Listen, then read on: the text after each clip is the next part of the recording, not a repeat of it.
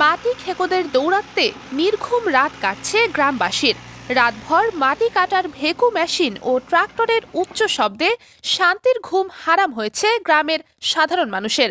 সেই সাথে ব্যাহত হচ্ছে ছাত্রছাত্রীদের পড়াশোনা। পরিবহনের সময় ট্রাক্টর থেকে রাস্তায় পড়ে যাওয়া মাটির ঢিল থেকে সৃষ্ট ধুলাবালিতে শিশু বয়স্করা সর্দি কাশি থেকে শুরু করে শ্বাসকষ্ট ও হাঁপানিতে ভুগছেন। আমার চোখে গেছে, সেই কারণে ভালো করে বই পড়তে পারি না। উত্তরের জেলা গাইবান্ধার সাদুল্লাপুর উপজেলার সর্বত্রই এই পরিস্থিতির শিকার সাধারণ মানুষ। উপজেলার বনগ্রাম ইউনিয়ন পরিষদের মহিলা সদস্য শরীফা বেগমের স্বামী জাহাঙ্গীরের নেতৃত্বে চলছে খোর্দ পাটারসা গ্রামে রাতের আধারে কৃষি জমির উপরিভাগের উর্বর মাটি কাটার রমরমা বাণিজ্য।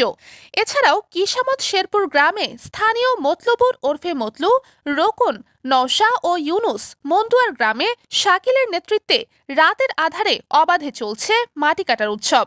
এদিকে বকশীগঞ্জে কোটি টাকা ব্যয়ে খননকৃত নলেয়া নদীর বাঁধ কেটে গায়েব করে দিচ্ছে স্থানীয় মাটিখেকো সিন্ডিকেট নবীর হোসেনের দল। এছাড়াও ঘাঘট নদীর বিভিন্ন পয়েন্ট থেকে হাসান আলী নামের এক বালু ব্যবসায়ীর অবৈধ বালু উত্তোলনের ফলে নদী হারিয়ে ফেলছে নাব্যতা।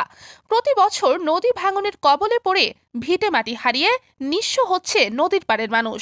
এলাকার মধ্যে বালু তুলতেছে হাসান আলী, সাইফুল। এই এলাকার বালু তুলতে অনেক ক্ষয়ক্ষতি হচ্ছে আশপাশের লোকের, রাস্তাঘাটের ঘুমের ডিস্টার্ব হচ্ছে। আবাদি জমি নষ্ট করতেছে, আমাদের খুব সমস্যা হচ্ছে। গাড়ি এমন রাতের বেলায় কি দিনের বেলায় কি সব সময় গাড়ি যাতায়াত করে, বাচ্চাদের পড়াশোনার ক্ষতি হয়।